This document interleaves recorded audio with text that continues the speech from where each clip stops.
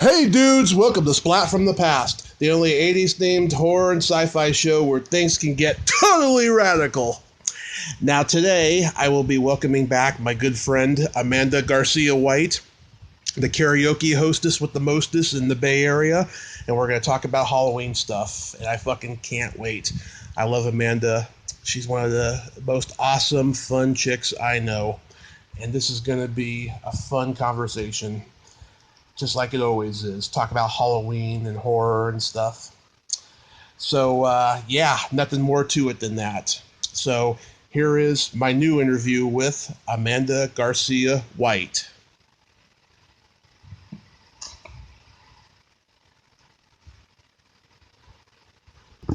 Hey, Amanda. Hi, how are you? I'm good. How are you? I am super fantastic. Excited. It's almost Halloween. Fuck yeah. Oh, my God. So, yeah, I mean, I saw the picture. What are you going to be for Halloween? You know, honestly, I haven't quite decided yet. I thought a couple of, I've been, me, I always dress up. Like last night for karaoke, yeah. I have an R2D2 dress, right? And then for my show, like last Friday, I was wearing a unicorn headband and a unicorn tail and, some unicorn. It's just, I've been dressing up like skeleton dress I've had, in the last 2 weeks, it's always, dressed up with something. But I haven't quite decided what yet. I need to figure it out, though, because I definitely have a Halloween party tomorrow. Supposed to attend, and then, of course, Halloween is coming up, and I work at karaoke, so what are you going to be? I'm just gonna stay home, like I have the last 3 years I've been here in Reading, and I'm just going to watch horror movies, and that's about it. Well, you should at least dress up while you're watching the horror movie. I'm just gonna be me, but I'm gonna be naked. Okay, so you know what? Be naked and then put on a trench coat, and then you could be a flasher. A flasher? Yeah. And then as kids come up for candy, no, sorry, that'd be bad. Flash kids, don't forget I said that. Oh, yeah, don't even say that. Ugh. You can get somebody like Luke. You can get somebody like Luke to do that. Well, we do know people, yes. Yeah. Oh, you know what though? I just realized. Okay, have you ever seen the there's a video out there of a guy that's getting frisked by the police, and they go, "What is this?" He goes, "That's my penis." And they go, "Oh yes, that is your penis." I just realized I know that guy. That's my penis guy. I never heard that one. No. Oh well, okay. So after I'm done, I will send you a link to watch it. It's on YouTube. He goes like, "Yeah, that's my penis." And the cop goes, "Yeah, that is your penis." And then it's got like this cut in with this baby laughing. I can watch that all day. That's my penis. Yeah. Right? Yeah, that was a good one. You know what I just saw on your Facebook page? Huh?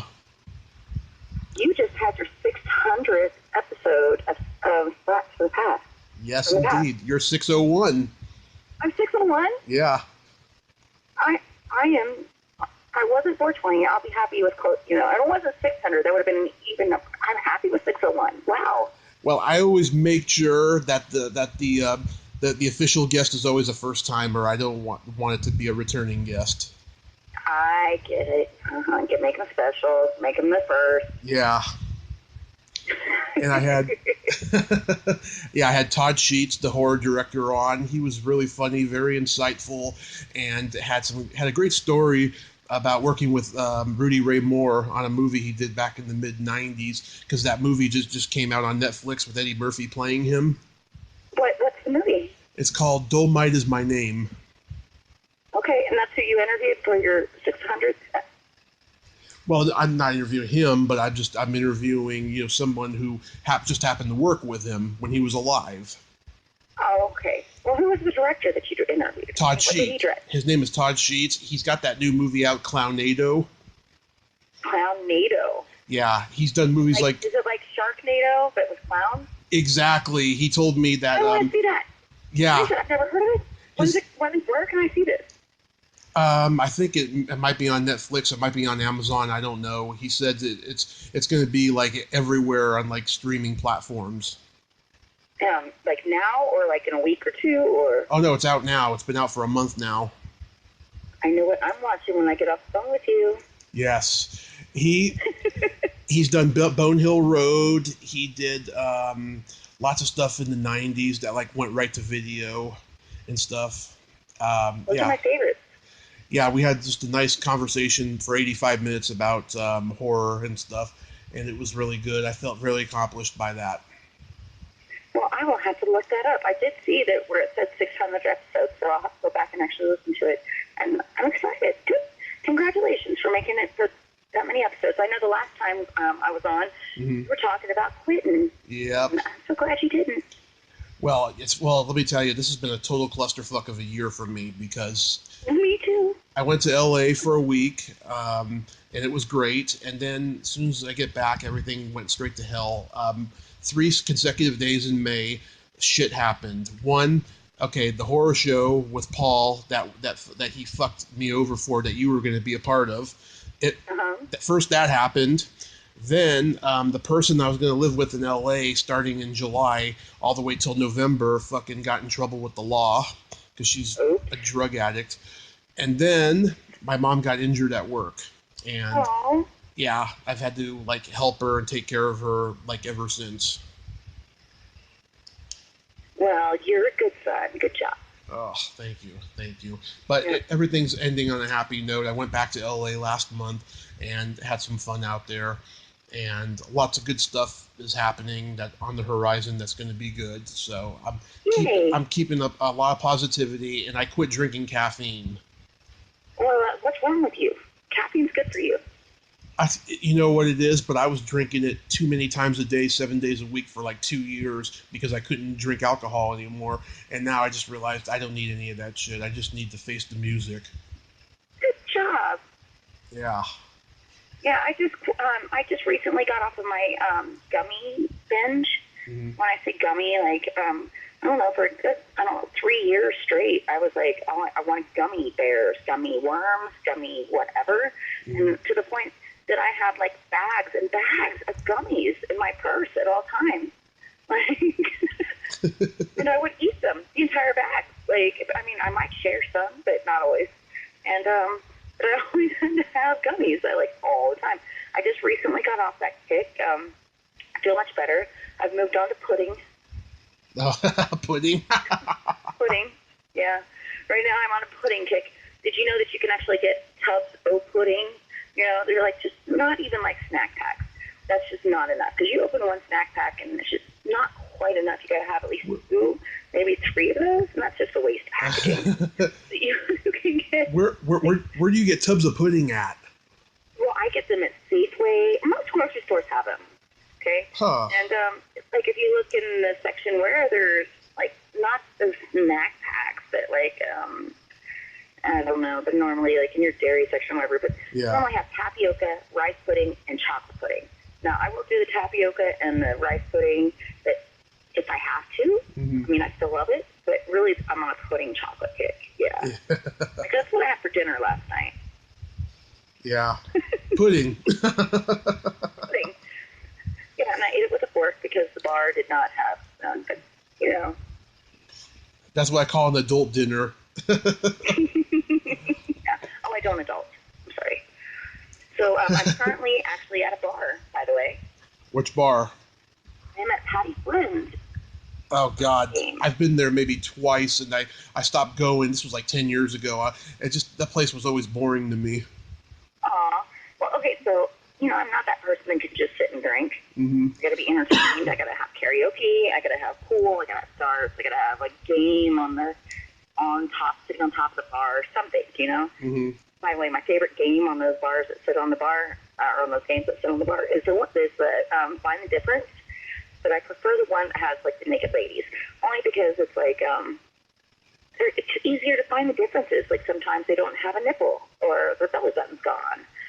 You know, it's like, I don't know. It's just much easier to find the differences than have to say. Like, if you go around town and see those bar games on top of bars, I would look at like the high school for those types of games, like find the difference. Mm-hmm. And I'm going to say Amanda rocks on a lot of them. You know how disappointed I'd get if I didn't see a belly button. Well, no, but see, one picture has one, and the other picture doesn't. Oh, okay. You know what I'm saying? Like, it's spot the difference. But it's way easier on, like, a human form, right? And than it is when they show you, like, a picture of marbles, and, like, one's different color, you know? It's way harder to see those. So naked ladies are way easier. It's a thing. Yeah. What's the latest horror movie you've seen? I've been watching the classics because I don't have the platforms necessarily for certain horror movies that come out. I did see one when I was in LA last month. I went to a screening. It's called Reborn with Barbara Crampton. It's one of the best performances she's ever given. Really? Yeah, I don't know. Can you give like a small plot, like just an overview of what it is? Should I look it up? Is it good? It's really good. She plays an acting teacher who has a new student who turns out it's her dead daughter from years before, and it's really, really good. Is it slow or is it fast-paced? Because okay, so slow. Like I need stuff that's gonna keep my attention, like chainsaws and blood and guts and screaming. Mm-hmm. Yeah, it's not slow. It's pretty fast. The movie's only an hour and 20 minutes. It's a short movie. And there's some really good scares, some really good blood in it. It's like those cheesy made-for-video movies that you'd see on VHS back in the early 90s. Okay. Yeah. Well, so recently, the last horror movie that I actually watched, that my roommates picked, okay? Mm-hmm. And I think it was called The Quiet Place. Yeah. Yeah, I'm going to tell you, my attention span is not very good for a movie where there's no talking. Yeah. And it's quiet. There's no sound. And for the majority of the fucking movie. It's like, and they're like, no, it's going to get good. It's so good. It won, like, awards and stuff. And I'm like, like, should I go do some laundry? I don't I can't just sit here. I'm like trying to talk, start talking to people, during the movie. They're like, shh. Yeah. I'm like, okay, like, I can't do this, people. Like, there were some moments in it that were pretty good. Mm-hmm. I think... For the most part, for a short attention span person like myself, it was, like, kind of hard to sit through. But but that's just me. Honestly, it was a good movie. It was written very well, like the plot. There wasn't any talking. There was no there wasn't a lot of people talk. What is it? Yeah, I think whatever it is. Yeah, I think that boring movies has enabled people just to stay home and wait for them to come out on cable or on streaming. Well, but it had some really like cool moments where people died, mm-hmm. And like jump out, scare you type moments, Mm-hmm. It had those. But I need some screaming in between and seeing people, I don't know, some funny dialogue's the word I was looking for. I need funny dialogue between mm-hmm. the screaming and dying to keep my interest. And this was no talking. They were sign languaging. Mm-hmm. Yeah. No sign language. I don't know any sign language. Right? Yeah. So there was what is it? Captions at the bottom or whatever. Right. Tell you what the sign language was. They're saying. Mm-hmm. Yeah, it takes me reading. I can read, yes. But sitting there staring at a quiet TV screen and it's like I don't know. For you people that have patience, you should watch it. It was a good movie that way. Just if you need dialogue like me and have a short attention span, you might need to be doing other things between that. But yeah, I've been watching the classics. I did a podcast earlier this month with a horror vlogger friend of mine, and we were talking about. Did you ever see Tourist Trap? I have not. From 1970. Well, I say I haven't, but seen a lot, but go ahead, tell me. It's from 1979. It's a PG horror movie, but it's terrifying PG. It's about this small-town sheriff. He lures teenage tourists into his home, and there's a room with these scary mannequin dummies that, like, laugh, and then next thing you know, the cabinet opens and all these, like, utensils start flying at the person and stuff. It's really, really terrifying. Okay. I have not seen that. So why is it only teenage tourists? Who are tourists that are teenagers, honestly? I mean, because most of the time, if it's a teenage tourist, they're with their parents. Right. Well, they're like, 18-year-old college kids. On a road trip. Yes. Okay. Yes. They were just trying to do, like their own Halloween or Texas Chainsaw Massacre type of film. They weren't tourists. They were fucking on a road trip. Yeah, but still, they're on a road trip. They're tourists, though. Road trip of terror. See, I'm way better at making, like... I should be allowed to name movies and dogs or animals, But, come up with the best names. But you don't say road trip trap. No, you would say road trip of terror. Road trip of terror. Have you ever seen Mad Men?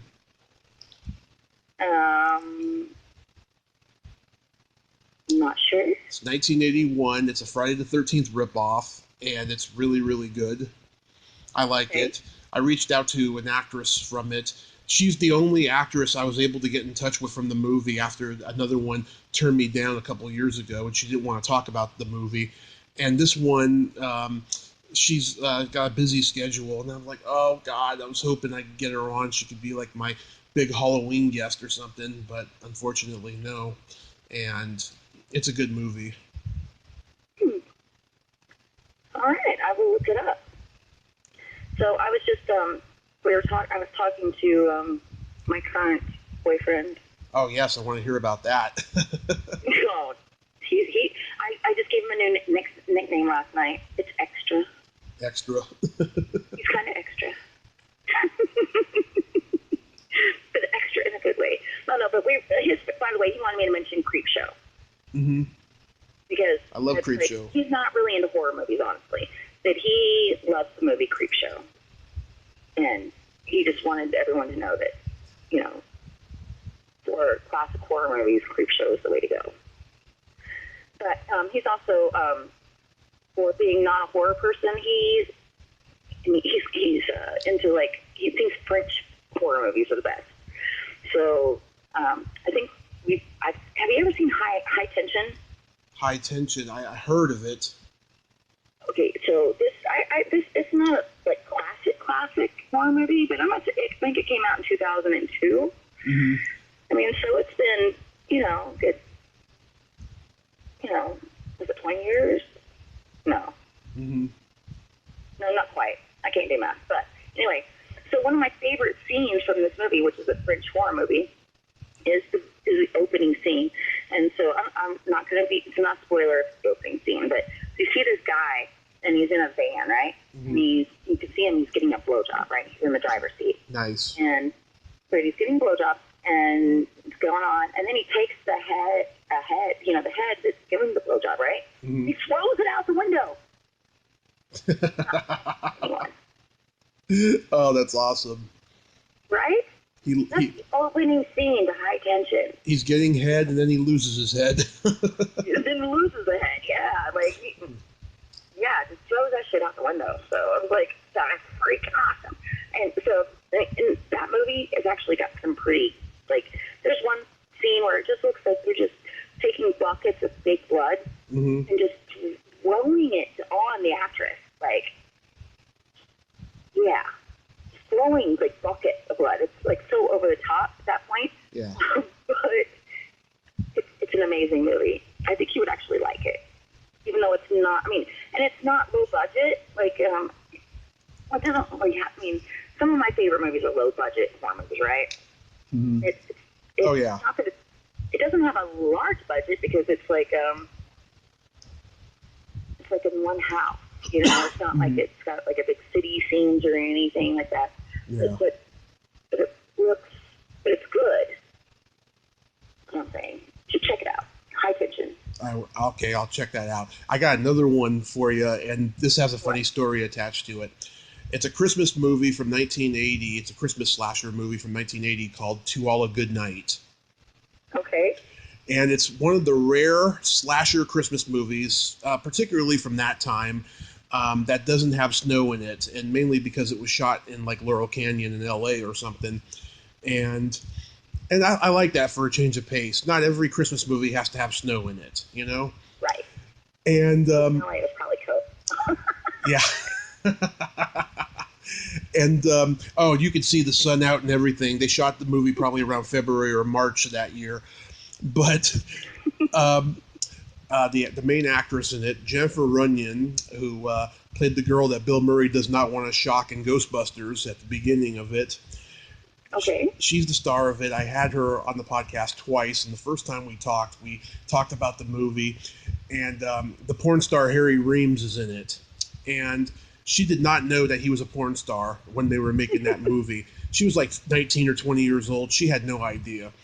And I said, well, how did you find out? Did he take it out in front of everybody? She laughed. And she was like, no, and if he did, I probably would have cried. Aww. Being innocent at that age. Yeah, and I found 3 more people from the movie finally after rigorously searching, and I'm going to reach out to them probably by first week of November to get them on in December. That's awesome. That'd be perfect for Christmas time horror. I think there's like a whole series of Christmas horror movies I've watched. I want to say it's Black Christmas? What is it? Black Christmas? No, it's not it. Christmas Evil? No, there's like a series of them. It's like I've seen 1 through like 5 or 6. Jingle, no. Man, it's gonna bug me. I've watched them. Santa Claus with W in it?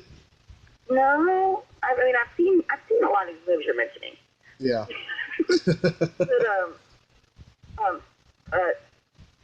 Deadly Night, Silent Night. Deadly Night, Silent Night.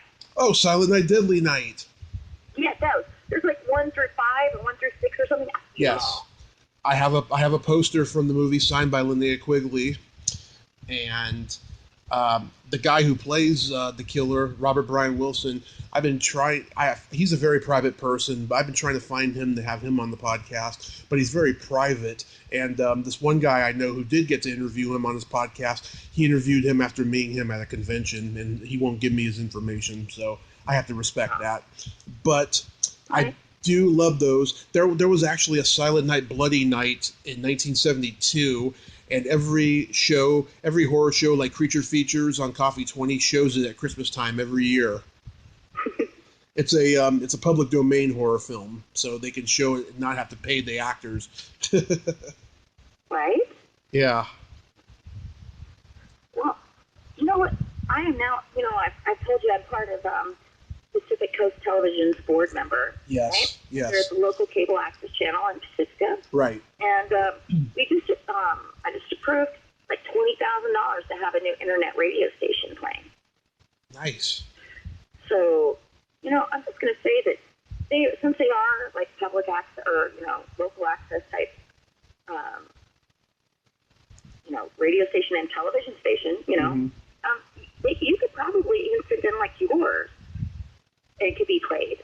Mm-hmm. Just because it's like even like the TV is like Wayne's World, just like whatever you want it to be, like your Wayne's World, Yeah, me and my friend Joe and I, we've been talking about we gotta make that horror show happen, and we're thinking about finding a local public access station in the Bay Area because he's still over there, So I was thinking, I told him, I said, go volunteer or something and just find out, how we can get on and stuff. Well, and he's looking into it. I am your hookup. I'm on the board of directors. Okay. I am your hookup for that. We were talking about just using my camera that I have. Mm-hmm. No, I don't know if you understand, but the public access, Pacific Coast Television, Mm-hmm. you can just check out their cameras for free. It's like a library. Yeah. Yeah, and I am your connection to that because I am on the board of directors, and the guy who actually runs it, his name is Marty, Martin Anaya, if you want to look him up. He is the person who runs the station, and he's also head of the Sacramento Film Festival, Mm-hmm. and also SAC something or other, which is for filmmakers. Okay. And I'm going to tell you, he is my running around partner. Like, we just went and had shenanigans in Santa Cruz a few days ago, which means, we just went out drinking in Santa Cruz. But, so I am your hookup for that. You doesn't even have to join go volunteer somewhere, I'm saying. Perfect. Yeah, because I want to do it, by at least mid-January, so I can have a little time to lose some weight and make myself look good.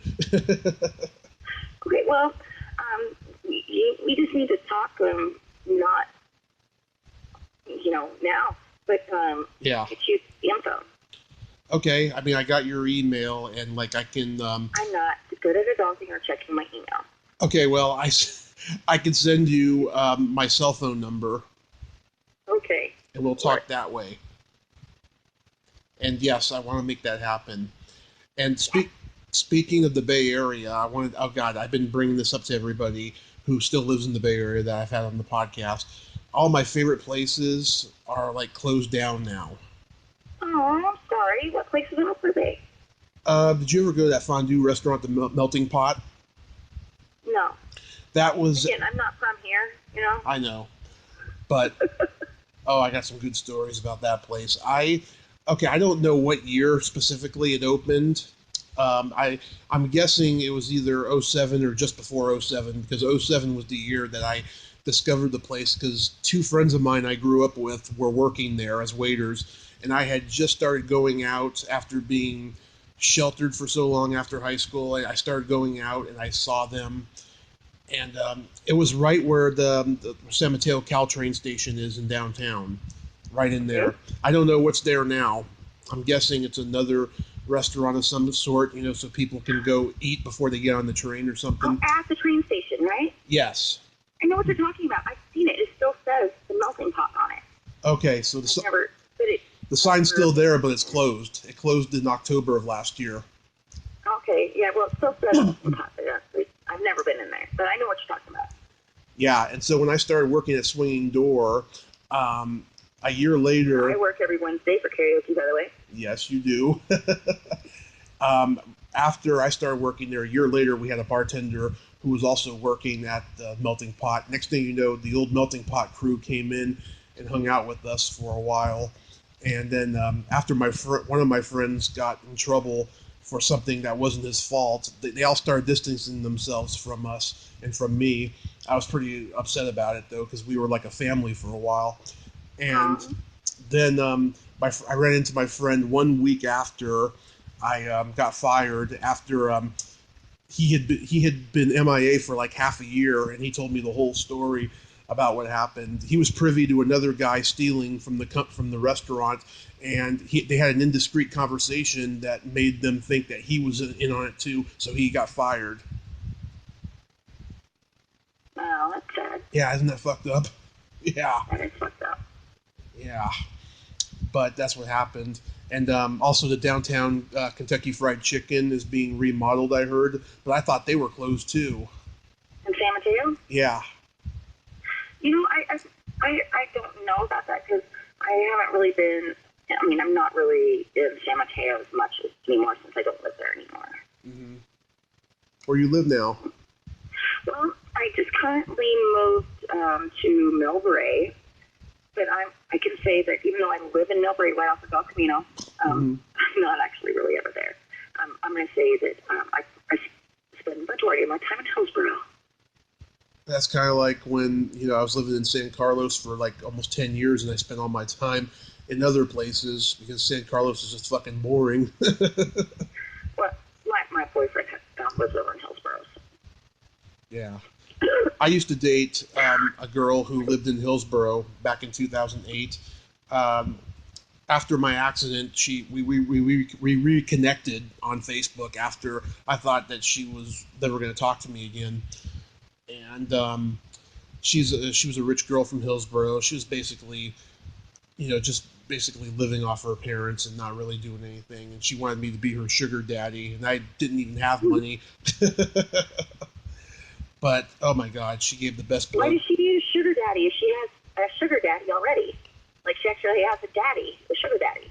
Yeah, because she wanted to get out of the house, and live with another guy who was well off, Well.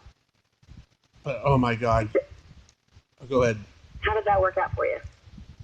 It was the summer of love for me with me and her. I just enjoyed it, and she gave the best blowjobs I ever had. Well, good for you. Oh yeah, and she loved to watch me sing karaoke, and I'd sing karaoke for her anywhere we went, And I used to do this bit in my stand-up comedy about how every time she would watch me masturbate, she had this smile on her face that made her look like the Grinch. That bit came back to haunt me too, I'll tell you. Why?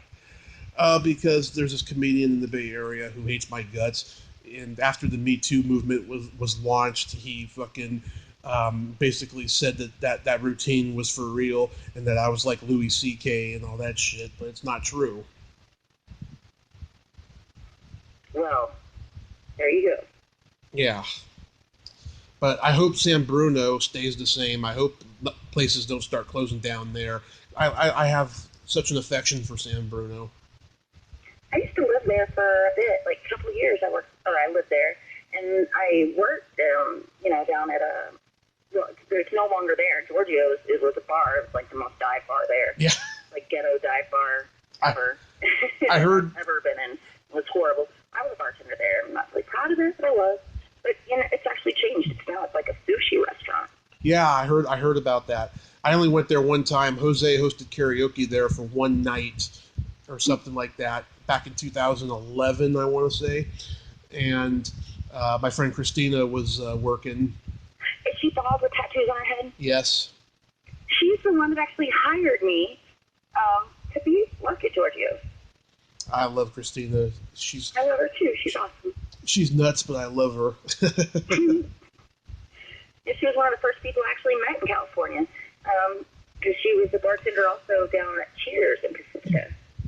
Yeah, she was there for a long time, and now she's at the bowling alley in Daly City. Oh, really? Oh yeah, she's there on the karaoke nights that they have there. I need to go in there for that. I did not know that. I haven't seen her in a couple years. So, and you know me, I love karaoke. So that's just like a plus. Like I'll have to go and walk in and see Christina. I'll tell her you said hi. Absolutely, yeah. I hung out with her a month before my accident. It was the week before Christmas. It was Wayne's last night of hosting karaoke at El Torito in Burlingame, which is now a generic Mexican restaurant.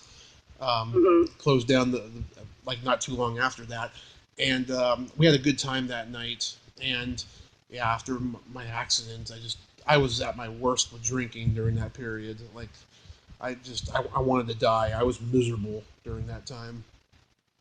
Oh, well, I'm glad you survived. I am too. And it was really bad at that time because my best friend, I don't know if you've heard about him from all the regulars you've hung out with, Spaz. I do not know. He died in a car accident the week before Thanksgiving in 2014, and I was so miserable because he had been my best friend since second grade, and I just couldn't handle it. And I could have swore he was talking to me when I was in the hospital under all that anesthesia. Oh, my heart is saddened that he passed away. But I don't know Splat. But I've only been in California now for it's just now 7 years. Yeah, he was in Santa Cruz by the time you got there.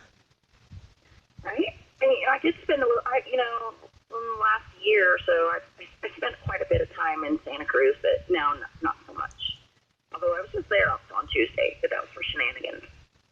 Yeah, because he moved up there in 2011, and he was only down on the peninsula maybe twice until his death. He just needed to go where it was cheap, you know. And I must say, Santa Cruz is it's full of homeless people. Yeah. There's so many homeless people there. Yeah. It's sad. I'm going to say, you know, I mean, San Francisco is horrible with the homelessness, right? But Santa Cruz is pretty much getting that too. Also, you know, did you watch that movie? That was the horror movie made in Santa Cruz. No. It was like okay, so the guy who made that movie, he's a black director, and he's got black actors in this movie. Like it's the one like the Doppelgangers is one that's from Santa Cruz. Mm-hmm. Have you not seen that? I've heard about it, but I haven't actually watched it yet.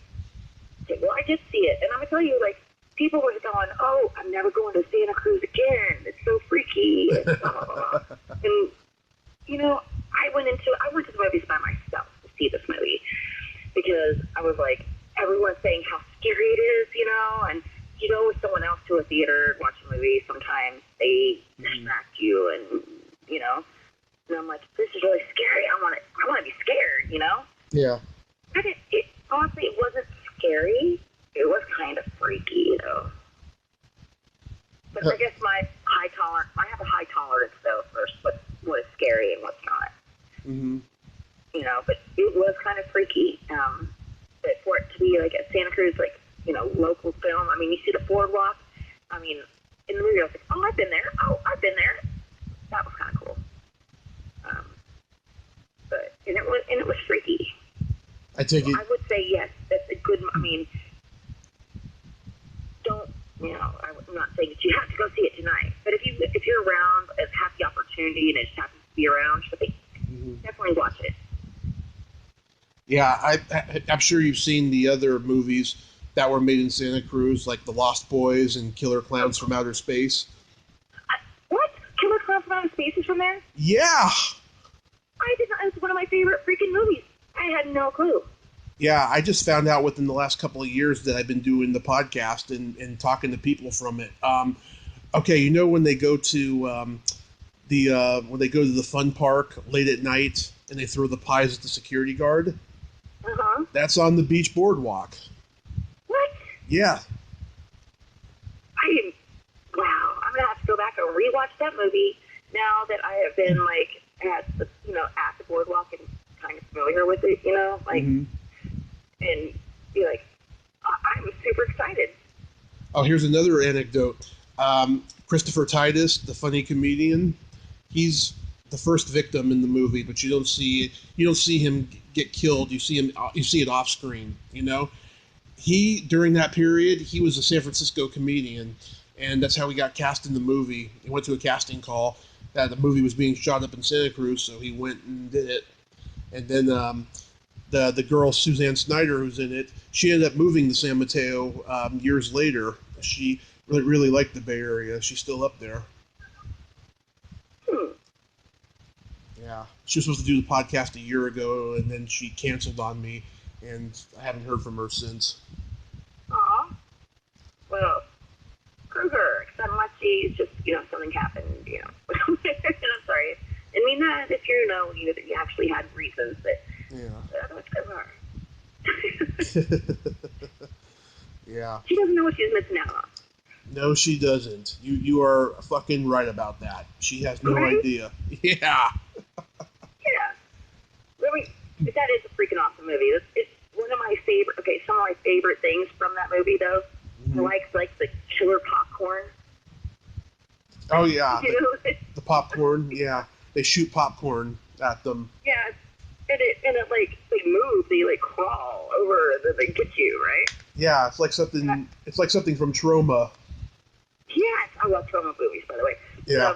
And then I also love the fact that they shoot them with those. They put like cotton candy around them, like cotton candy cocoons, and then they put the big like curly sippy straws or whatever, but they're like curly or whatever. Oh, curly straws. Yeah, what are they called? Stick them into the cotton candy people and then, like...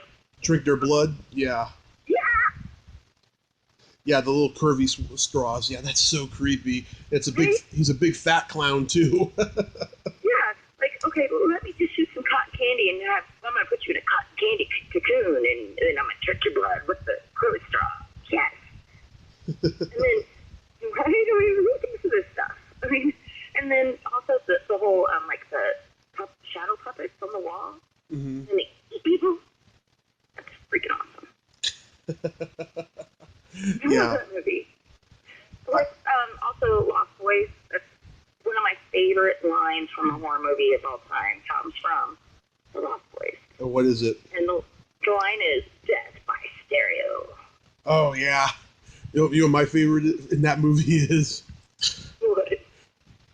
Actually, I have two favorite. One is how can a billion Chinese people be Wong? And then the other one, my brother's a shit-sucking vampire. Wait till I tell Mom. That's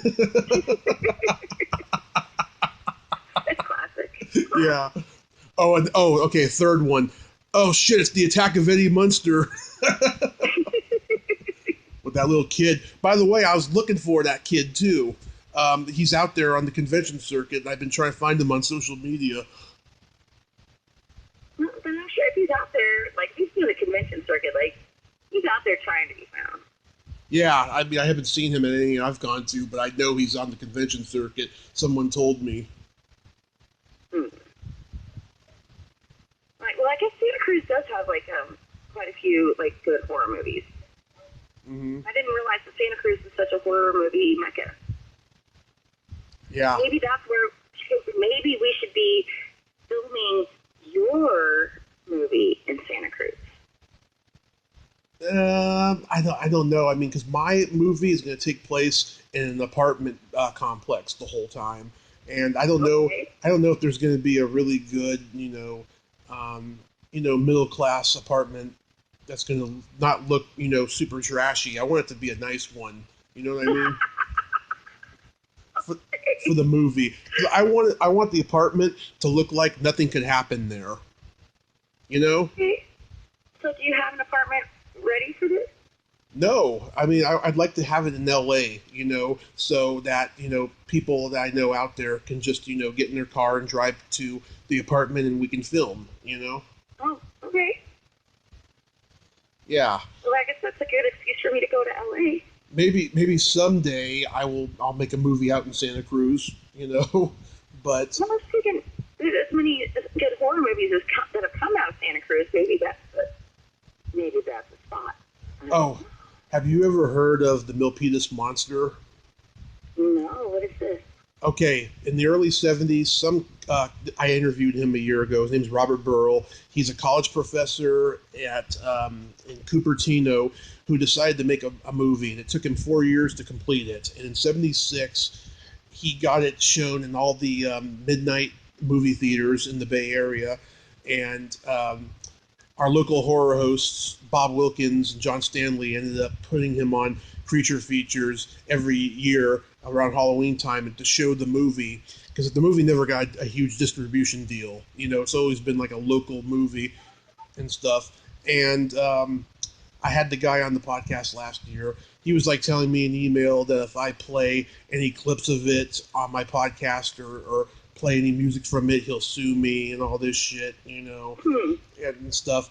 I could see why he doesn't get invited to a lot of things, because he's probably always threatening legal action. Right?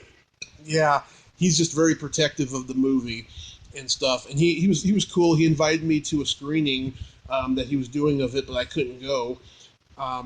But it's a very interesting little horror movie, and it actually shows some really great, beautiful footage of the way Silicon Valley looked back in the 70s. Okay. Yeah. How did it look back in the 70s? It was just very beautiful and sprightly. There was no computers back then, no internet. There was no, construction going on, every 10 yards like there is now in the Bay Area. It was beautiful.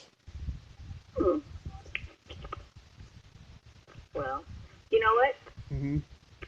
If he won't let you play any clips from it or anything, I'm not sure I want to look it up. Well, next time I find out that it's on Creature Features, I'll let you know and you can watch it. Okay, well, you know what I'm saying, though? I mean, but if he's not willing to, like put his product out there for people to see, and, I'm not sure I want to, search it out because, if he doesn't want everybody to see it. And he wants he wants people to see it. My thing is, if I have something like that, I would be like, yeah, use it. Let everyone see, No. He wants people to see it, but he wants money from it, is what the problem is. Oh, he's one of those money people. Yeah. Yeah, I'm not that person. Yeah, I'm all about creativity and talent first, and then money last once we get everything together. That's what I'm about. Although I can say that I did find a new profession here in California. Mm-hmm. Don't judge. You can laugh, but don't judge. Mm-hmm. I became a cuddler for a while. A cuddler? A cuddler. What'd you do? That means people will pay you $80 to $100 an hour just to cuddle with them, fully clothed. They just want to be held. I got a story about something like that. I made like $3,000 in 1 month. Really? Being a cuddler. I lived in an apartment complex right after my grandmother died, and there was this old lady who reminded me of her, and I paid her $5 to let me hug her for a while. Right? Exactly. Yeah. Sometimes you just need to be held. Mm-hmm. Now, I'm going to tell you the weirdest one I had. Okay. Okay, the weirdest one, the guy came, he told me in the message first before I met him that he just wants to touch my lips and my face. And I'm like, okay. And then he calls me on the phone and he says, I just want to make sure it's okay that I'm going to touch your lips and your face. And I'm like, okay. So then I meet him in person and he's like, okay, before we start, I want to touch your lips and your face. And I'm like, okay, I've already said yes to this, Mm-hmm. So he gets there, and he really did want to touch my lips and my face, and that's all. But he wanted to squeeze my cheeks, and almost squeeze my mouth together to almost where you're fish puckering, I don't know how else to explain it. Have you ever seen your aunt that grabs your cheeks and squeezes them and kind of shakes them and stuff? Mm-hmm. That kind of stuff. For an hour. That's awesome. That reminds me of that story you told me about the time you went out with that guy and you gave him a McDonald's apple pie and he put it in the freezer. And he kept it. I was like, you're supposed to eat that, dude. You're not supposed to keep it forever. I know. Fuckers. That's when you knew the guy was crazy. Yeah, dude. I've completely forgotten about that. Yeah. I'm here to help. Yeah. So much in life, that you just kind of forget about. And, yeah. So what's your next movie you're going to watch? Well, let's see. I got a couple movies that eBay sent me that I ordered. They're not horror, though. One is the classic Garbage Pail Kids movie. I love that. It's so horrible. Oh, did you know I interviewed Tangerine?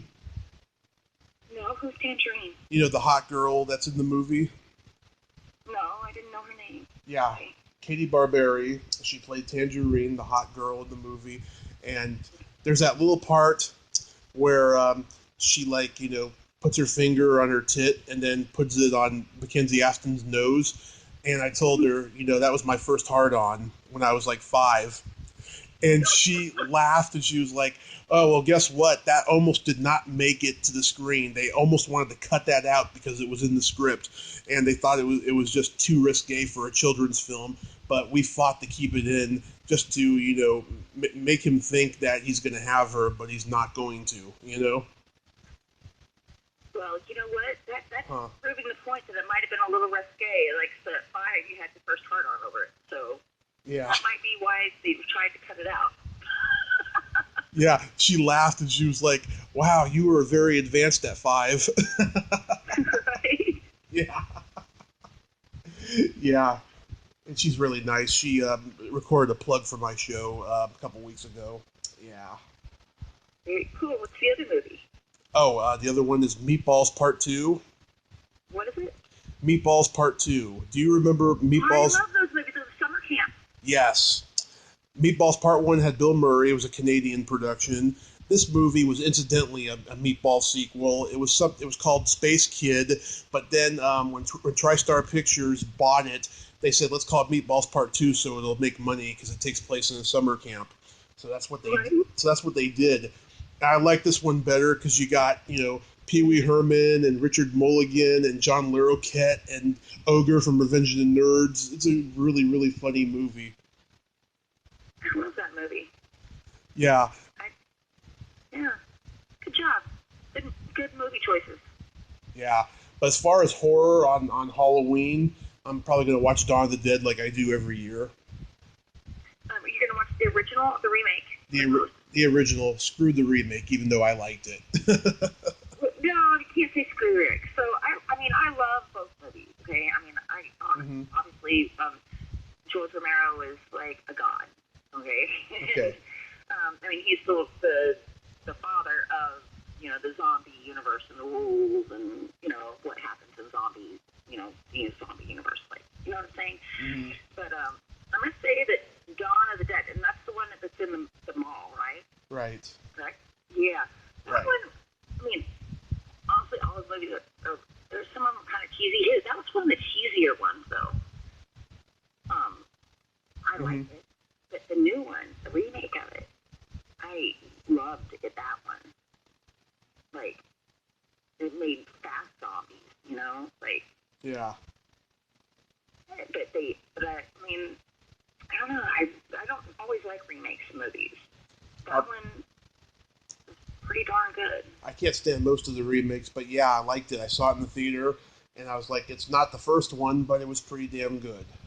Yeah, I mean, they're totally different movies. I mean, they have the same name. Yes, they both have them in the malls, whatever. I mean, but they're totally different. But yet similar, but that one's not cheesy, the new one.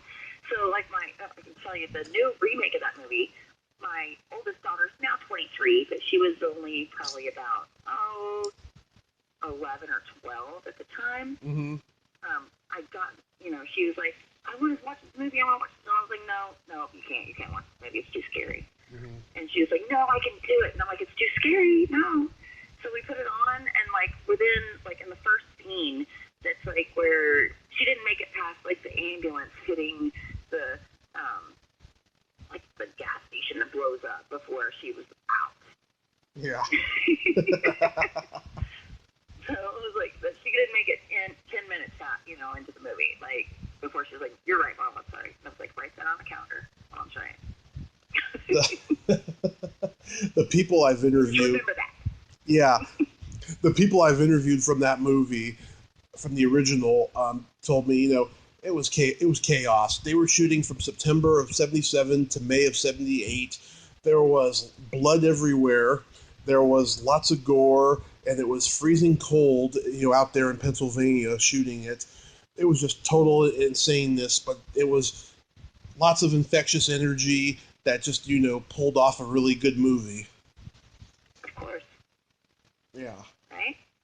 But so, I mean, okay, so if something were to happen, would you go to a mall to, withstand the save yourself from zombies? Is a mall the place you would go? Because, I used to think so, but no, I don't think I would go there anymore. Not because of the movie, but just because I've read enough, and I feel like I'm have educated myself to know where the good places to go are. But would you go to a mall? It never occurred to me to go to a mall, or maybe I would do what they did in the first one in Night of the Living Dead when they just stayed at home. Maybe I would do that and just barricade the doors, But no, definitely, I wouldn't go to a mall, and I wouldn't go to an underground lair like they did in Day of the Dead. You know, Right.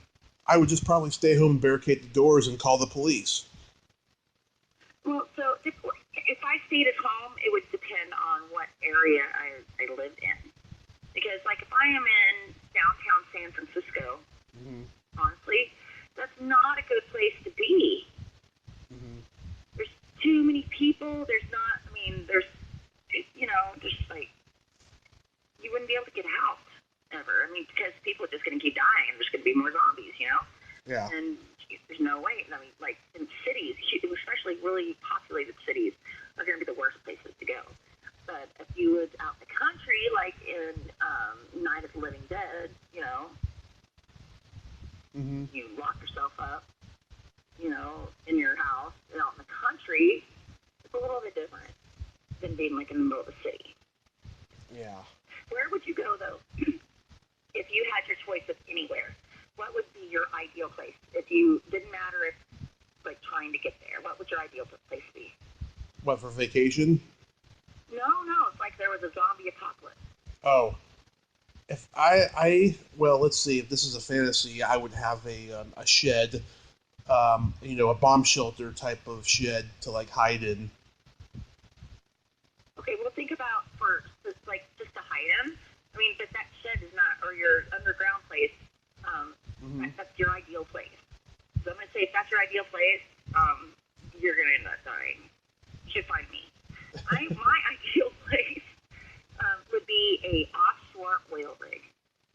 An offshore rail rig. An offshore oil rig.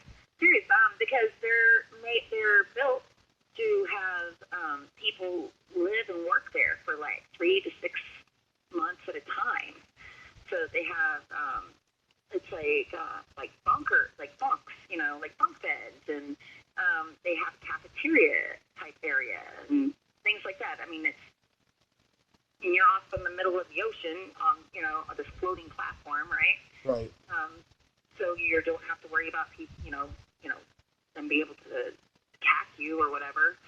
And it's also set up to live on for long periods of time because for the people working there. Mm-hmm. Like with beds and food, I mean, it's Well, already like stopped for a moment. Well, I would like to think that if I had my shed, I would have a TV screen where I can see where the zombie's at, like a surveillance TV. Well, what's going to happen when the electricity goes out? Ah, Or your generator dies because you don't have any more gas for your generator. maybe I could have a portable one. Well, they still have to run on something, whether it be gas or electricity, right? You know what I'm saying? Like, Yeah. only gas, though. And eventually gas is going to become a wanted commodity because it's going to run out. Then I guess I'd be fucked. Yeah. I don't know. I mean, that's a tough nut to crack there for a zombie fantasy, but I mean, I'd definitely probably be hiding out or something. I'd be like, what if it was like a Night of the Comet scenario? Love that movie. Yeah. Love that movie. So, well, if it's that scenario, you still want to hide in your shed? Most people are going to be dead.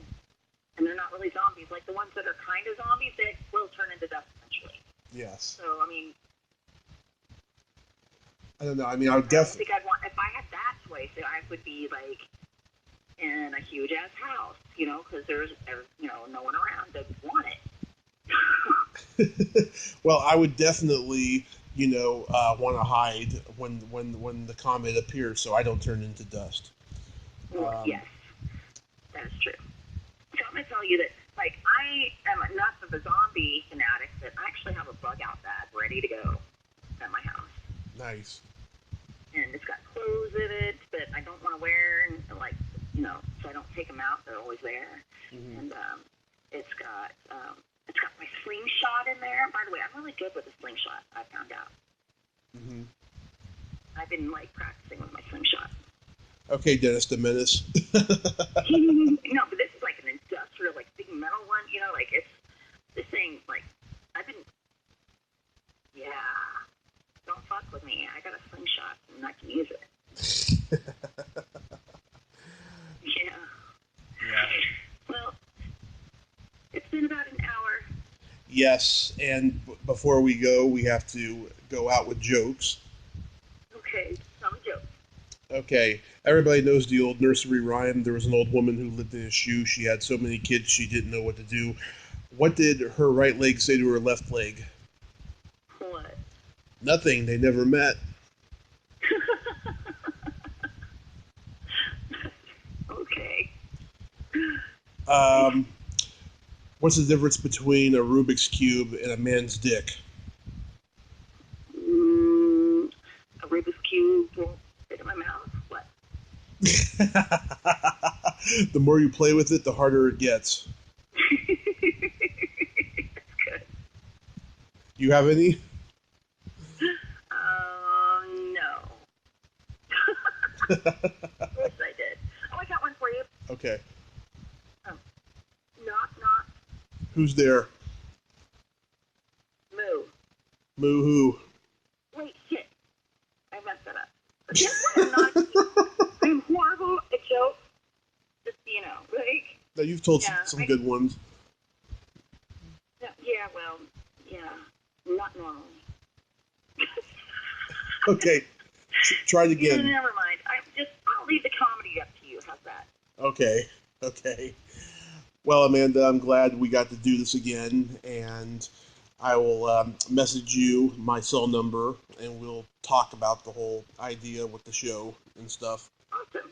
And I hope you have a fucking awesome Halloween. Okay, I hope you enjoy your Halloween also. Thank you so much, hon. All right, love you. Have a great night.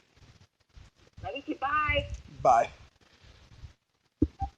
Well, there you have it. Amanda Garcia-White. Ain't she a sweetheart? Yes, she is. I love Amanda so much. She always entertains me and makes me laugh. If you like this video, everyone, please subscribe to my YouTube channel. Add me as a friend on Facebook. Join my Tommy Kovac comedian page on Facebook. Follow me on Twitter and Instagram and all that fun stuff. Well, that's all the time we have this week on Splat from the Past. Until next time, this is Tommy Throwback Kovac saying there's no shame in living in the past because the present sucks. Later, dudes.